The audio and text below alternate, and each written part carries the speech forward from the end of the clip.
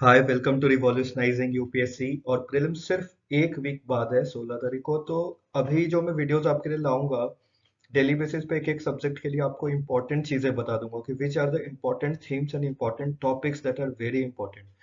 वैसे भी एक सप्ताह पहले आपको ज्यादा कुछ पढ़ना नहीं होता है क्योंकि आपने जितनी एक साल में तैयारी कर ली है, आप यकीन मानिए वो बहुत ही अच्छे से आपने तैयारी अगर की है, सीरियसली तैयारी की है, कॉन्सेप्ट्स पढ़े हैं, फैक्ट्स पढ़े हैं, तो आपके बैक ऑफ माइंड में वो सब चीजें रहेंगी।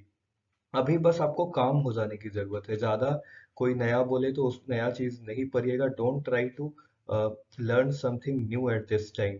रिस्पेक्टिव अगर आपके पास थोड़ा बहुत टाइम है तो 1 घंटे में if you have not read something important facts related to current affairs, one liner factual things, then you can learn that thing. उसके अलावा आपको कोई भी चीज है, कोई कॉन्सेप्ट अगर आपने बहुत ही डिटेल्ड में अभी तक नहीं पढ़ा है, फॉर एग्जांपल इन्फ्लेशन कॉन्सेप्ट या फिर कोई इंपॉर्टेंट कॉन्सेप्ट जिसमें 1 से 2 दिन का टाइम लग जाएगा, तो वो चीज छोड़ दीजिए। उसके अलावा अगर आपने बेसिकली और सब चीजें पढ़ी हैं तो उसी को रिवाइज करते रहिए। और एक चीज और मैंने आपको लास्ट के वीडियोस में बोला था कि अगर आपने लास्ट के वीडियोस नहीं देखे हैं तो ये वाला जो आपको स्लाइड दिख रहा है ना, ये चारों वीडियोस बहुत ज्यादा इंपॉर्टेंट है। You should go and watch this videos, क्योंकि इस पे मुझे बहुत ज्यादा कमेंट्स आए थे जेन्युइन की बहुत ही ज्यादा फायदा कर रहा है एस्पिरेंट्स को जो 2024 के प्रीलिम्स देने वाले।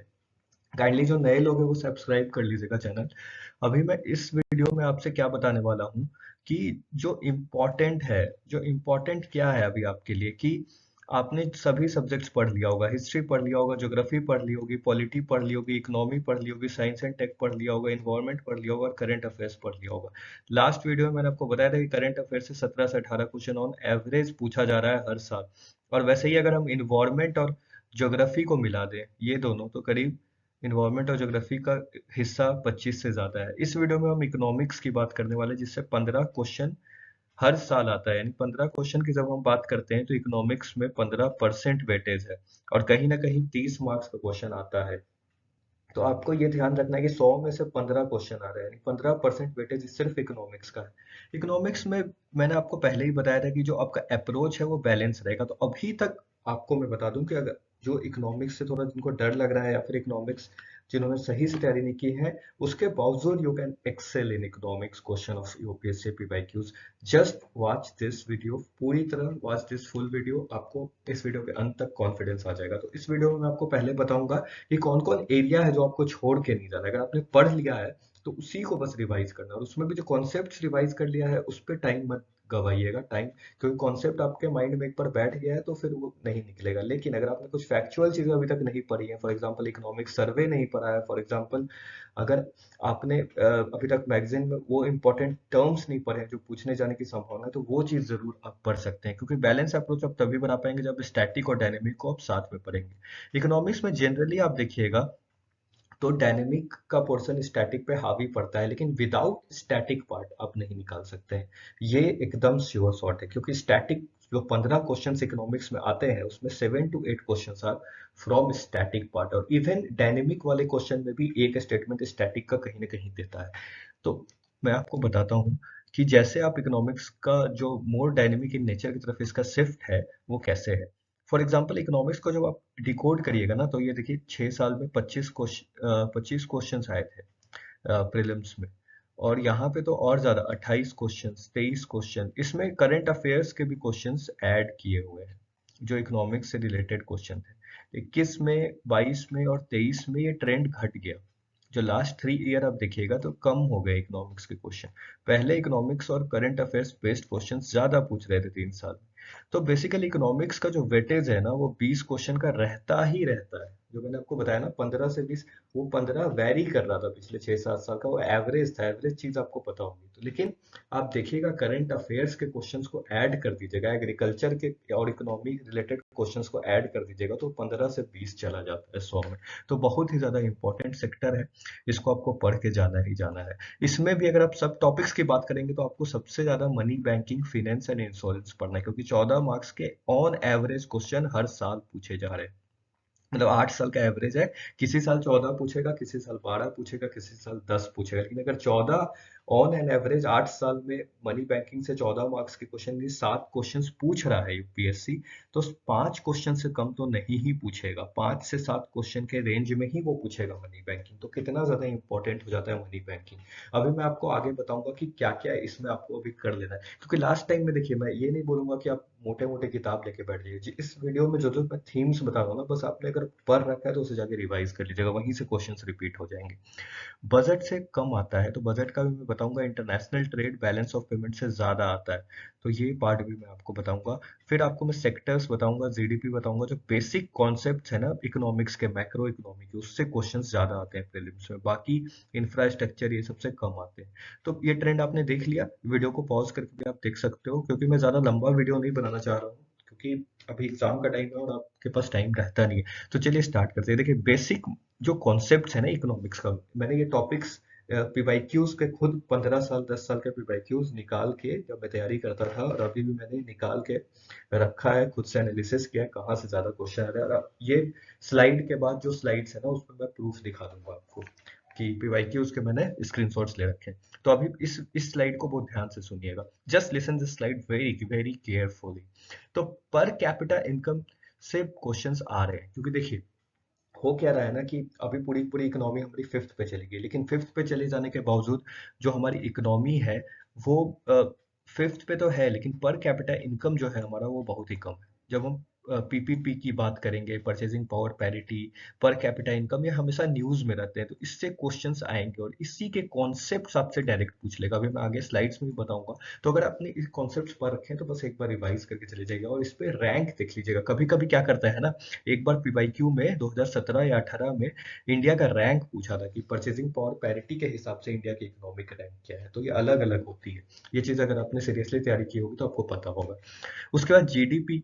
जीडीपी में आपको कुछ नहीं करना है, बेसिकली जीडीपी सभी को पता होता है जीडीपी क्या होता है, और जीडीपी के जो मेथड्स हैं वो थोड़ा देख लीजिएगा कि कैसे डिफरेंट टाइप्स ऑफ मेथड से हम जीडीपी कैलकुलेट करते हैं। फॉर एग्जांपल इनकम मेथड है, for example other kind of methods है, उसको जाके आप एक्सपेंडिचर मेथड, ये सब मेथड को एक बार बस रिवाइज कर लीजिएगा। आईसीओआर, इससे भी क्वेश्चंस बहुत बार रिसेंटली आए हैं। कैपिटल आउटपुट रेशियो है, और इससे क्वेश्चंस जनरली वो पूछता है ऑफन, तो ये चीज इसके कॉन्सेप्ट्स को देख लीजिएगा। इसके अलावा different types of economy recovery के क्वेश्चंस काफी ज्यादा उसने कभी कभी पूछा है, और ये इसको जनरली वो क्या करता है ना, ये वाले पार्ट को ट्रेंड से पूछता है। मतलब करंट अफेयर्स में कोई न्यूज में है, अगर मान लीजिए वी रिकवरी इकोनॉमी आ गई है, मतलब कोई ग्राफ में ऐसा इकोनॉमी दिख रहा है, या फिर किसी ग्राफ में इकोनॉमी बहुत ही खराब नीचे की तरफ जा रहा है, कोविड के टाइम का भी रिसेशन हो गया था, तो वो सब चीज जो रिकवरी है, जो ट्रेंड है करंट अफेयर से या फिर इकोनॉमिक सर्वे से, इसको मैच करके देख लीजिएगा। तो यहाँ से क्वेश्चन आते हैं। इंक्लूसिव ग्रोथ, इससे क्वेश्चन बहुत ज्यादा पूछता है। और एचडीआई जो है, ह्यूमन डेवलपमेंट इंडेक्स, उसमें इंडिया की रैंकिंग क्या है। इवन जो इंडिया लेवल पे जो डिफरेंट स्टेट्स के ह्यूमन डेवलपमेंट इंडेक्स निकलते हैं इंडिया के अंदर, वो वाले रैंक भी देख के जाइएगा, क्योंकि क्वेश्चन आजकल देख रहे हैं ना फैक्चुअल ज्यादा होते जा रहा है। इकोनॉमिक्स देखिए फैक्चुअल कर रहा है, क्योंकि वो चाहता है कि ज्यादा क्वेश्चन फैक्चुअल हो, ताकि एलिमिनेशन एलिमिनेट हो पाए। लेकिन एलिमिनेशन को एलिमिनेट करने का ये सही तरीका नहीं है मेरे समझ से। फैक्चुअल ज्यादा नहीं करना चाहिए, वरना स्टेट पीसीएस के लेवल पे एग्जाम चली जाएगी। लेकिन फिर भी खैर यूपीएससी जो कर रहा है और क्या करेगा इस बार कोई नहीं जानता है, दिस इज ट्रूली अनप्रिडिक्टेबल। लेकिन ये जो बेसिक चीजें मैं बता रहा हूँ ना, ये जरूर आप करके जाएगा। ये अगर आप करके जाते हैं ना, तो इसी से क्वेश्चन वो पूछेगा। अभी मैं आगे स्लाइड्स में भी आपको दिखाऊंगा। इन्फ्लेशन बहुत ज्यादा इंपॉर्टेंट है। इन्फ्लेशन से तो मैंने अपने पुराने वीडियोस में भी आपको बहुत सारे क्वेश्चंस बताए थे कि they are asking the concept of inflation, की अगर इन्फ्लेशन है, अगर महंगाई है, तो आरबीआई क्या करेगा। आरबीआई और जो एमपीसी है, मॉनेटरी पॉलिसी कमिटी है, उसके कॉन्सेप्ट्स को इंटर रिलेट करके बार बार पूछता है।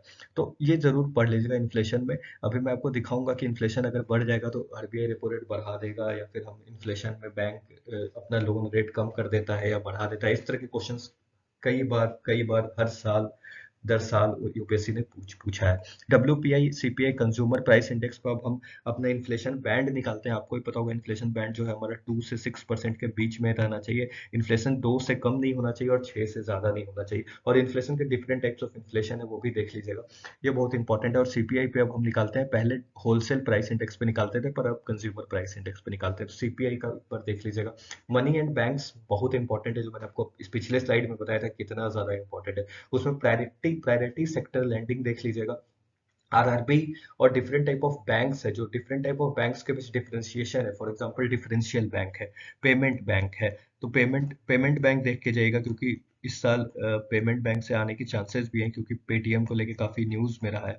तो पेमेंट बैंक हो गया, डिफरेंशियल बैंक हो गया, different type of commercial bank हो गया, या फिर आरआरबी हो गया, सेबी हो गया। ये सब जो मनी एंड बैंकिंग के इंपॉर्टेंट कॉन्सेप्ट है, इससे बार बार क्वेश्चन पूछता है। या फिर मनी सेक्टर में ही क्रिप्टो करेंसी हमेशा न्यूज में रहता है कि कौन सा देश ने उसे लीगल कर दिया। ये सब चीजें आपको पता होनी चाहिए, क्योंकि फैक्चुअल नेचर अब होते जा रहा है 1-2 साल से।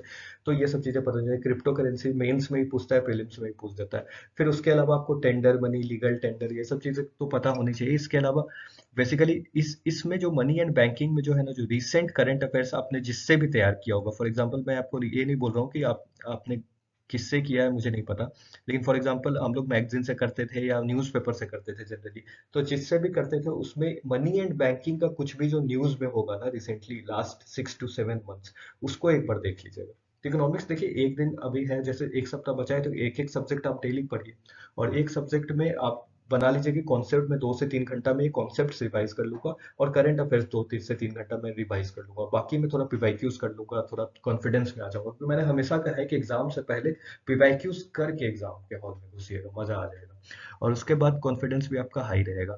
बजट से हमेशा क्वेश्चन पूछता है। बजट से आपको ही पता है, बजट में जो टर्म्स है, कैपिटल एक्सपेंडिचर है, रेवेन्यू एक्सपेंडिचर है, दोनों के बीच का डिफरेंस क्या है, दोनों के बीच में टर्मिनोलॉजीज क्या आती है, बजट में डिफरेंट टाइप ऑफ टैक्सेस क्या होता है, डायरेक्ट टैक्स और इनडायरेक्ट टैक्स के बीच का डिफरेंस क्या होता है, इवन टैक्सेस में और जीएसटी के बारे में क्वेश्चंस वो हमेशा पूछते रहता है, घुमाते रहता है। और जीएसटी से रिलेटेड जो जीएसटी बहुत ज्यादा कलेक्ट हुआ था लास्ट फाइनेंशियल ईयर में, वो इंपॉर्टेंट है। देखिए उस पर क्वेश्चंस आने की प्रोबेबिलिटी बढ़ेगी, क्योंकि ये रिसेंट है। तो जीएसटी को देख लीजिएगा। इंपोर्ट एक्सपोर्ट एग्रीकल्चर ट्रेंड्स, ये हमेशा यूपीएससी पूछता है। अभी पिछले साल नहीं पूछा, लेकिन उसके 1-2 साल हमेशा लगातार पूछते आया है। और ये वाला जो टर्म है ना, इंपोर्ट एक्सपोर्ट एग्रीकल्चर ट्रेंड्स, ये आपको रिलेट किया है उसने हमेशा इकोनॉमिक सर्वे से पूछा है। तो इकोनॉमिक सर्वे में जो एग्रीकल्चर का चैप्टर होगा वो जरूर देख के जाइएगा। और इकोनॉमिक सर्वे में अगर एग्रीकल्चर का चैप्टर आप देख के जा रहे हैं, तो उसमें ट्रेंड देख लीजिएगा। देखिए लास्ट के दिन में ना आपको ट्रेंड व्रेंड ये सब चीजें देख के जाने की जरूरत है। पूरी किताब आप नहीं पढ़ सकते हो।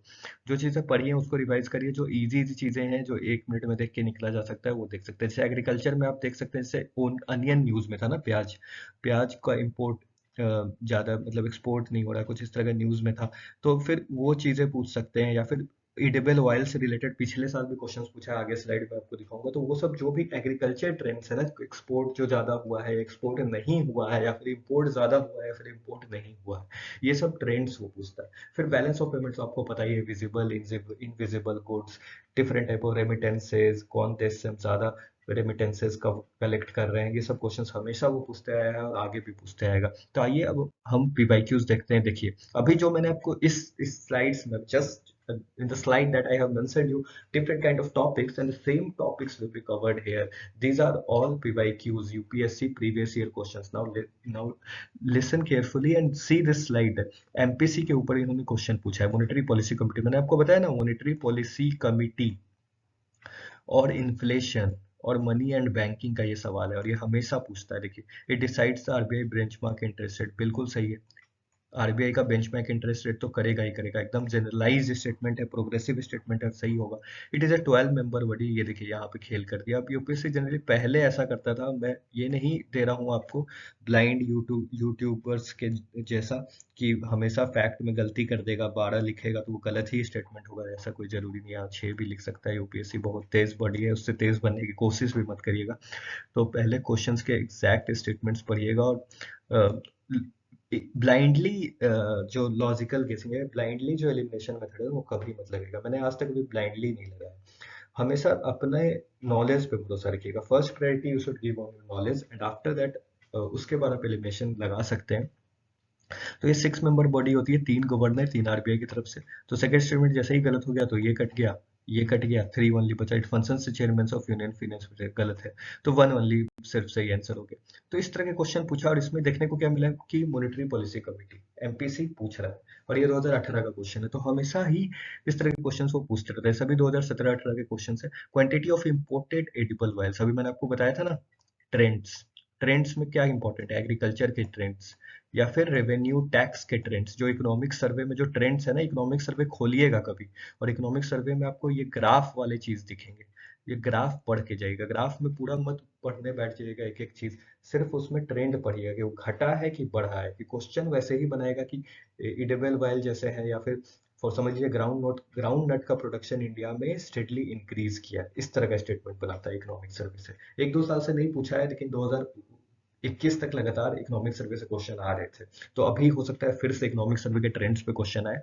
इंटरिम बजट भी आया था, आपको भी पता है, तो उस तरह से चीजें वो सब पढ़ लीजिएगा। फिर government does not impose any custom duty on all imported edible value, दोनों ट्रेंड से क्वेश्चन पूछा है, उस साल का जो ट्रेंड रहा होगा। तो देखिए, quantity of edible is more than domestic production.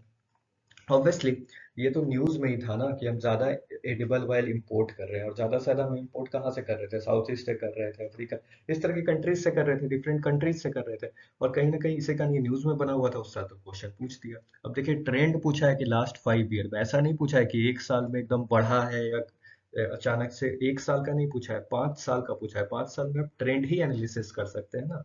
जैसे अभी इलेक्शन हुआ, रिजल्ट आया, एनडीए की सरकार बन रही है, तो एनडीए की सरकार बन रही है, उसमें बीजेपी को इतना है, डिफरेंट जेडीयू टीडीपी को इतना है। तो अब ट्रेंड एनालिसिस करिएगा ना, कि मतलब उसमें अब कैसे आप वो चीज करिएगा, वही चीजें होती है कि अब 5 साल सरकार चली है तो उसका ट्रेंड क्या रहा, कि इकोनॉमी पे मतलब उसने 5 साल में क्या काम किया। तो ट्रेंड हमेशा इंपॉर्टेंट है यूपीएससी में। Government does not impose in custom duty, तो इस तरह से क्वेश्चंस आपसे पूछता है। अब क्यों नहीं कस्टम ड्यूटी इंपोज करेगा? कस्टम ड्यूटी अगर इंपोज नहीं करे तो बताइए कितना बड़ा भारी नुकसान होगा।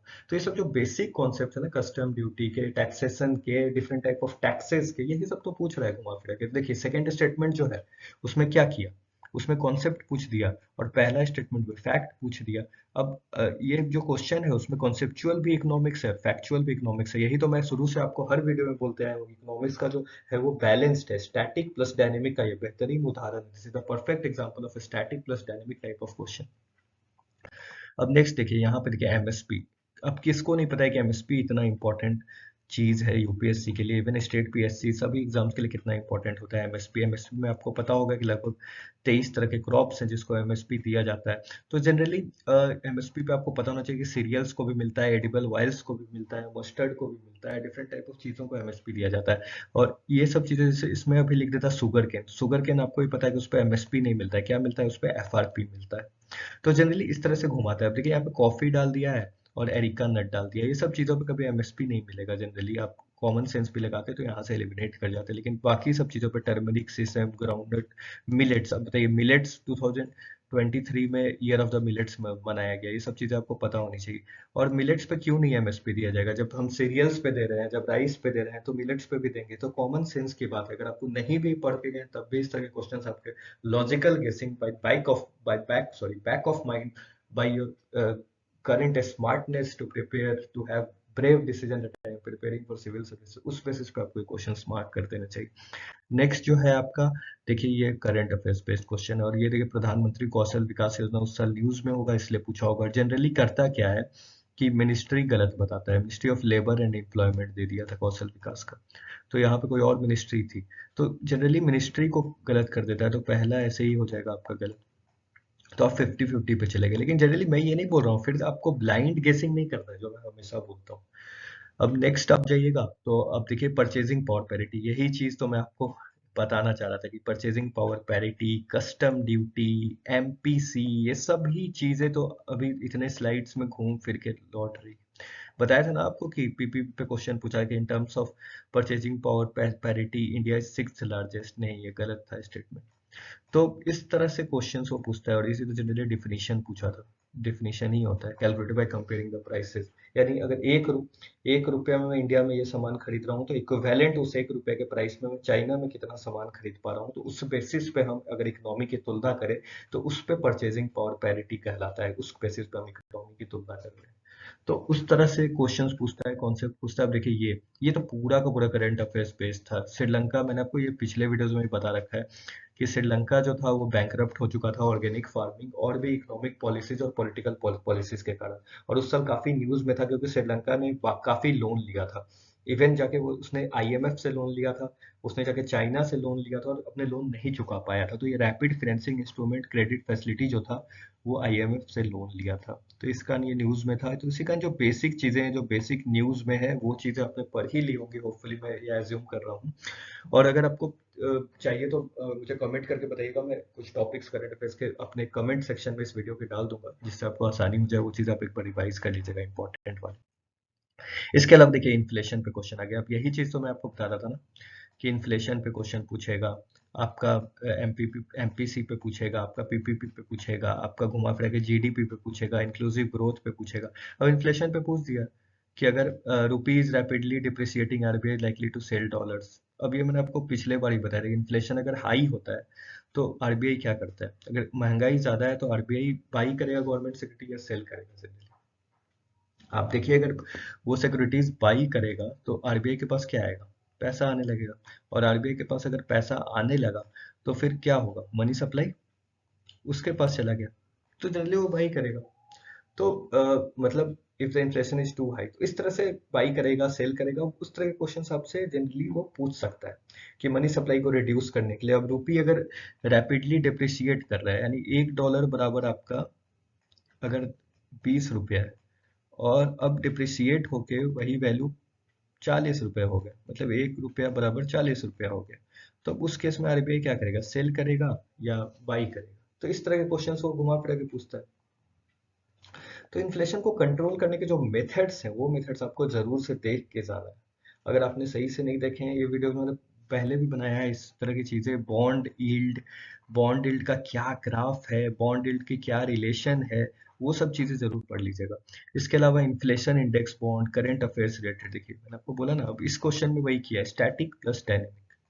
अब मैं इसको सॉल्व करके आपको इसलिए नहीं बता रहा हूँ क्योंकि वीडियो बहुत लंबा बन जाएगा, लेकिन यहाँ पे आप देखिए स्टैटिक कॉन्सेप्ट डाला है और साइड में डायनेमिक कॉन्सेप्ट था। इन्फ्लेशन इंडेक्स बॉन्ड काफी न्यूज में था उस वक्त, इन्फ्लेशन की वजह से, महंगाई की वजह से, तो ये क्वेश्चन पूछा है। तो क्वेश्चंस को एक बार देख लीजिएगा। अब देखिए ये question, real sector of economy, ये कोई भी इजीली बना देगा ये क्वेश्चन। तो इस तरह के क्वेश्चंस मैं आपको बोल रहा हूँ ना कि इकोनॉमिक्स के क्वेश्चन से आपको घबराना नहीं है। देखिए स्टार्टिंग में मुझे याद है कि जब मैंने फर्स्ट टाइम एग्जाम दिया था और मेरा बीटेक था, और इवन इकोनॉमिक्स तो मैंने अभी यूपीएससी के बच्चों को भी पढ़ाया डिफरेंट कोचिंग इंस्टीट्यूट्स में। लेकिन जब मैं आपको सही बता रहा हूँ, मुझे फर्स्ट टाइम इकोनॉमिक्स से मुझे भी डर लगा था जब मैं पहली बार प्रीलिम्स दिया था। तो उस वक्त मतलब इकोनॉमिक्स के क्वेश्चन मुझे समझ में नहीं आते, क्योंकि मैंने कॉन्सेप्ट सही से उस वक्त सही से नहीं पढ़े फर्स्ट टाइम, क्योंकि ये सब्जेक्ट जो है ना थोड़ा सा कॉन्सेप्चुअल ज्यादा है।